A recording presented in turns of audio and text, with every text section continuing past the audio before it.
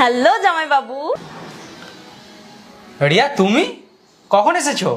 আমি একটু আগেই এসেছি, দিদি মার্কেটে গেছে আর দিদি সন্ধ্যাবেলায় আসবে। আর সন্ধ্যাবেলা অবধি আমিই তোমার খেয়াল রাখবো। তুমি আমার কেন খেয়াল রাখবে?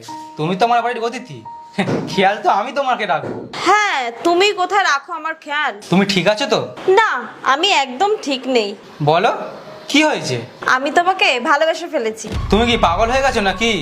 তুমি তো জানো আমি তোমার দিদির হাজবেন্ড আর তোমার জামাইবাবু। সবকিছু জানার পরে আমি তোমাকেই ভালোবাসি, কিন্তু তুমি তো মানছই না। দূরে যাও। এটা যদি কোয়েল জানতে পারে না, তাহলে কিন্তু তোমার সাথে কথা বলা বন্ধ করে দেবে। আচ্ছা, তাহলে দিদিকে বলবে কে? কেন আমি বলবো? কেন? তোমার কি আমাকে ভালো লাগে না? দেখো, তুমি ভালো, খুবই ভালো, কিন্তু আমি কখনোই আজ পর্যন্ত তোমাকে ওই নজরে দেখিনি। আচ্ছা, তাহলে এখন দেখে নাও। তুমি কোয়েলের বোন, আর আমিও তোমাকে সবসময় ওই চোখেই দেখি। কি হয়েছে? পৃথিবীতে তো সব জামাইবাবু তাদের শালীকে পছন্দ করে, আর আমি তোমাকে পছন্দ করছি, তুমি দূরে সরিয়ে দিচ্ছ আমাকে। পৃথিবীর কে কি করে সেটা আমার জন্য লাভ নেই। তুমি আমার জন্য আমার ওয়াইফের বোন, এইটাই। এর থেকে বেশি আমি কিছু ভাবি না, আর তুমিও আর কিছু ভেবো না, বুঝেছো? কিন্তু আমি তো প্রথম থেকেই তোমার উপর ক্রাশ খেয়ে আছি। কি ফালতু বকছো তুমি? ফালতু না, আমি সত্যি কথাই বলছি। আমি প্রথম থেকেই তোমাকে পছন্দ করে এসেছি। মানে তুমি কি কথাটা শোনোনি? শালি আধাঘার বালি। ওই মানুষটা মনে হয় পৃথিবীর সব থেকে খারাপ মানুষ ছিল।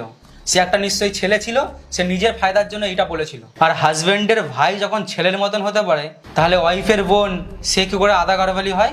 আচ্ছা জামু, মানে আমার কোনো প্রবলেম নেই, কিন্তু তোমার কেন এত প্রবলেম হচ্ছে? কারণ আমি তোমার দিদিকে ভালোবাসি, আর ওকে ঠকানোর কথা তুমি ভাবতেও পারি না। আর আমি ওকে ঠকানোর থেকে মরাটা পছন্দ করবো। এত ভালোবাসো তুমি দিদিকে? তোমার মাথায় যেই ভূতটা ঢুকেছে না, ওটা মাথা থেকে বার করে দাও। তোমার দিদি যদি এইসব একবার জানতে পারে না, তাহলে ঝামেলা শেষ থাকবে না। আর এইসব যদি আমি তোমার দিদিকে বলে দিই না, ও তো তোমার সাথে জীবনে কথা বলবেও না, আর তোমার সাথে সব সম্পর্ক শেষ করে দেবে। তো এইসব কিছু এখানেই শেষ করো, আর যতক্ষণে তোমার দিদি আসে আমি বাইরে ওয়েট করছি।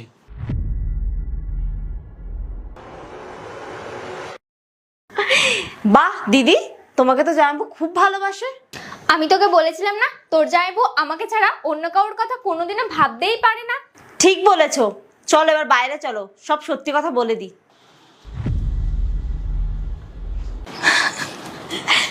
বুবাই।